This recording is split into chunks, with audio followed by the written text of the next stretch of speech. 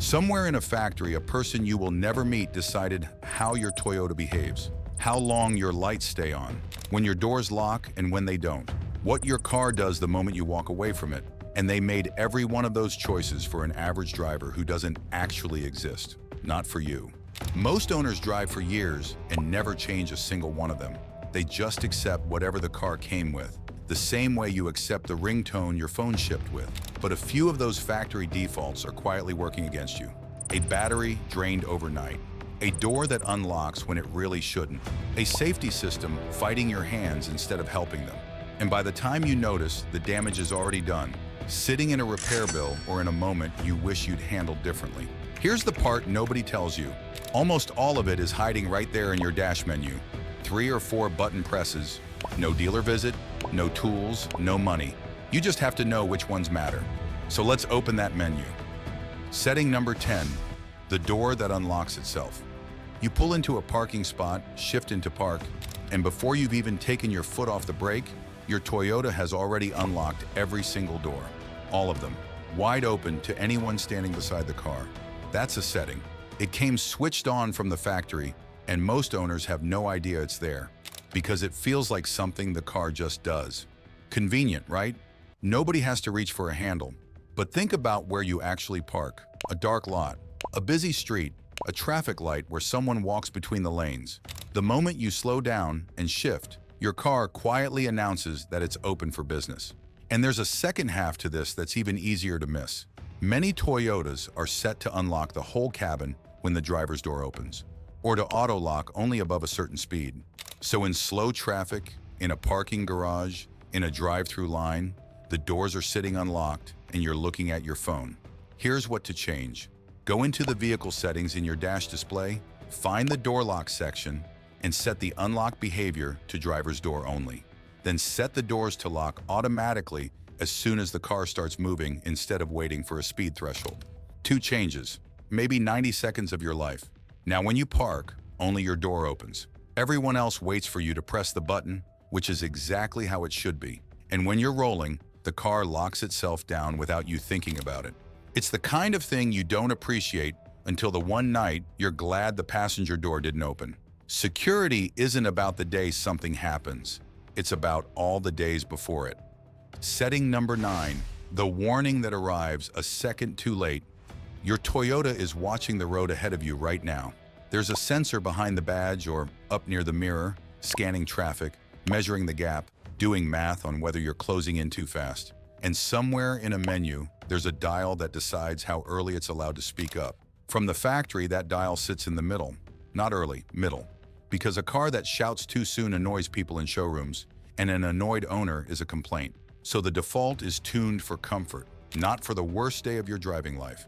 Here's what middle actually means. The car waits. It sees the gap shrinking, it calculates, and it holds its warning until the situation is already serious.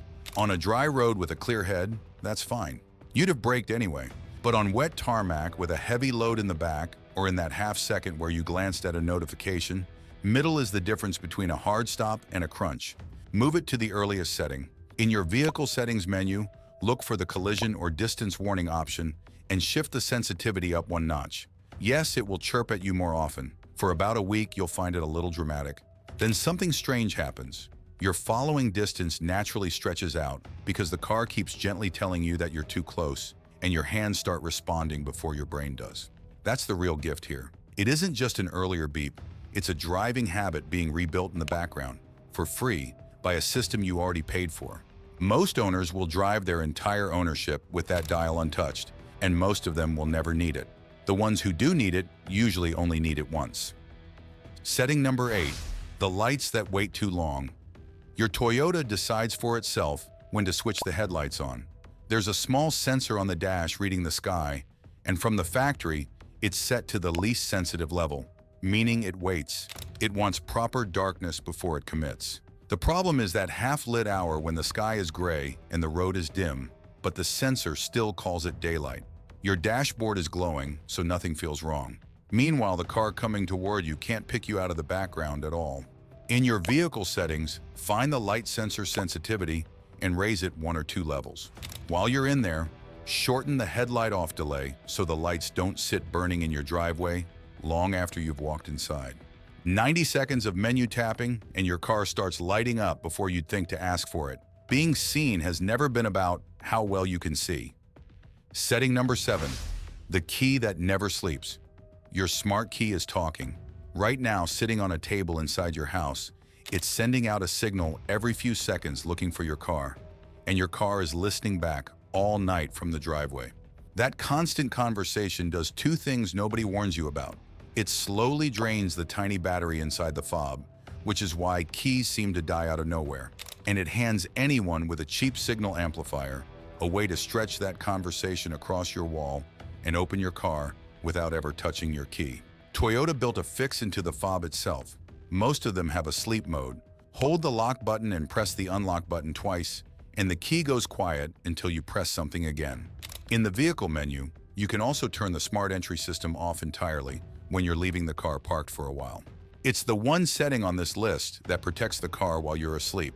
A key that talks all night eventually says something to the wrong person. Setting number 6, the seat that remembers the wrong person. 2 people share your Toyota, and one of them is quietly losing every drive. The seat sits a notch too far back. The mirror shows a little more sky than road. The wheel is at somebody else's height, and instead of fixing any of it, you adjust yourself. You slide forward, you crane your neck, you turn your head a bit further to check the blind spot. Within a minute, you've stopped noticing, because the human body is very good at making do. Nobody files that under settings. It feels like the tax you pay for sharing a car with your wife, your son, your brother. But your Toyota was built with an answer to exactly this problem, and most owners never switch it on. The seat can remember you, not a rough position, but the whole thing tied directly to the key in your pocket. You unlock the door, and the seat slides back to where you left it, the mirrors swing to your eye line, and the car quietly becomes yours again before you've even sat down. Setting it up takes one visit to the menu. Get your position exactly right first, and be honest about it. Back against the seat, wrists resting on top of the wheel, knees slightly bent when the brake is fully pressed. Then set your mirrors from that position, not before it. Hold the memory button until the car confirms, and link it to your fob in the vehicle settings. Hand the second key to the other driver and let them do the same. Here's why this belongs on the list, and it isn't comfort. A driver sitting slightly wrong reaches slightly wrong. Your arms extend a fraction too far, so your steering input gets slower. Your mirror is showing you the side of your own car instead of the lane beside it, so a vehicle disappears in that gap for a second longer than it should. Your foot has to stretch for the brake pedal, and stretching costs time you don't have. None of that shows up on a normal day. It shows up in the half second where everything depends on your hands already being in the right place. You can't drive well from a seat that was shaped around somebody else. Setting number 5, the alarm you turned into background noise. Your Toyota has a maintenance reminder built into the dash, and there's a good chance it's currently lying to you. Either it's been counting down on a schedule the dealer punched in years ago, or somebody reset it without doing the work. Or it's flashing a wrench symbol you've decided to ignore because the car feels fine. That's how a warning system dies. Not by breaking, but by being wrong often enough that you stop reading it. The fix is to take ownership of it. Go into the vehicle settings, find the maintenance or service reminder section, and set the interval yourself based on how you actually drive. Short trips, dusty roads, heavy traffic, a lot of idling. That's severe use, whatever the sticker in your doorframe says, and it deserves a tighter interval than the default. Then reset the counter the day the work is genuinely done, not the day you meant to do it. Do the same with the tire pressure system while you're in there. If it's been triggering for weeks over a slow leak you keep topping up, you've trained yourself to glance past an amber light. That light is the only warning you get before a proper failure at speed. A car can only protect you if you still believe it when it speaks. Every ignored reminder chips away at that, until one day the dash is telling you something serious and your eyes slide right over it. Setting number 4, the hand on the wheel that isn't yours. There's a system in your Toyota that can steer, not suggest, not warn, actually apply torque and move the wheel while your hands are on it. It watches the painted lines and nudges you back when you drift. And from the factory, it's switched on and tuned to be assertive. On a clean highway, that's a genuine safety net. But roads aren't always clean. Faded paint, roadworks with 2 sets of lines, a shoulder that widens into a turning lane, a truck pushing you toward the edge of your lane on purpose. In those moments, the system reads the world differently than you do, and you feel a small fight in your hands. The car pulling one way while you steer the other. That fight is the problem. It's a fraction of a second of confusion at exactly the wrong time, and it teaches you to grip the wheel defensively instead of trusting it. In your safety settings, you'll usually find two modes for this. One only warns you with a vibration or a chirp. The other actively steers. Set it to warning only if you spend most of your time on unmarked or unpredictable roads, and keep the steering assist for long highway runs where the lines are reliable. You should decide which one is holding the wheel, not a menu somebody set in a factory. Setting number 3, the car that keeps talking after you've gone. Your Toyota is connected. It has a mobile connection built into it, an app tied to your account, and a data profile of you sitting inside the infotainment system. Where you drive, when you drive, every phone you've ever paired, every contact list you've let it copy across, every address you've typed into navigation, including your home. None of that feels like a setting because it's invisible. There's no light on the dash for data. 2 things to do here. First, go into the connected services section and look at what's actually switched on. Location sharing, driving data, usage reporting. Decide for yourself which of those you want running instead of accepting the bundle that came pre-enabled. Some of it genuinely helps you. Some of it just exists. Second, and this is the one people forget entirely, delete your paired devices and clear your personal data before that car ever leaves your hands. A sold car, a traded car, even a car sitting at a workshop for a week. It's still carrying your contacts, your call history, and a save pin on your house. You'd never hand someone your unlocked phone. Most owners hand over the car without a second thought, and the car knows more about your movements than the phone does. Setting number 2, the help that disappears when you need it most. There's a button in your Toyota, usually low on the dash or near the traction control, that switches off part of the car's stability system. Sometimes it's a partial reduction, sometimes it's a full shutdown. And most owners have no idea whether theirs is currently on, off, or somewhere in between. Here's how it gets switched off without you realizing. Someone pressed it once to rock the car out of mud or snow, which is exactly what it's there for. Then they drove away and never pressed it again. Or the button was held a second too long, which on many Toyotas turns off far more than a quick tap does. The warning light glows on the dash, blends into the other symbols, and after a week your eyes stop seeing it. So make this a habit rather than a one-time fix. Every time you start the car, check that the stability control light is off. If it's lit and you didn't ask for it, press the button briefly and confirm the light clears.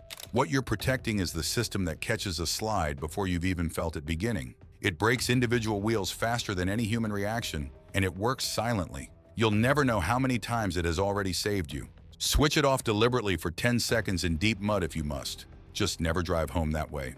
Setting number 1, the one your car can't change back. Every setting so far has lived inside a menu. This one lives inside the way you use the car, and it's the reason the other 9 matter at all.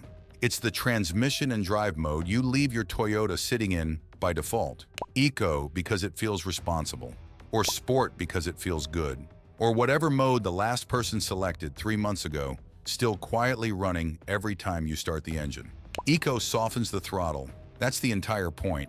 It dulls your right foot to save fuel, which is fine in traffic and genuinely wrong in the one moment you need instant power to get out of somebody else's mistake. Sport does the opposite, holding revs and sharpening response, which is wonderful on an open road and pointless in a city where it just adds heat, fuel, and wear to a car that's crawling anyway. So set it consciously. Normal as your default, because it's the mode the engineers balanced everything around. Eco when you're cruising steadily. Sport when you're overtaking or climbing, then back out of it. And if your car holds the mode between starts, check it when you get in, the same way you check your mirrors. That's the real lesson underneath all 10 of these. Your Toyota shipped with a set of decisions made by strangers for an average driver who doesn't exist, and it will keep running those decisions for years, unless somebody opens the menu and takes them back.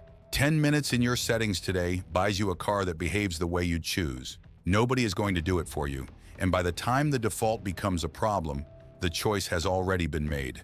That's all 10.